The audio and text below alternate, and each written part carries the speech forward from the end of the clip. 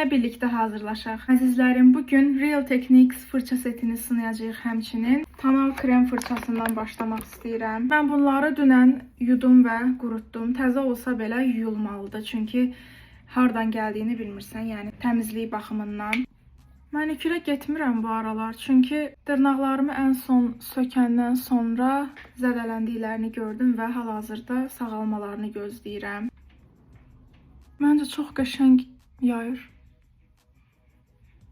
Əslində artıq yayılıb, bunu vurmasam da olar, sadəcə yoxlamaq istəyirəm. Biraz çox götürdüm elə bil. Düzü hər yerə yaxdım. Yaxşıdır, həm yaxşı götürür, həm yaxşı yayır, baxın.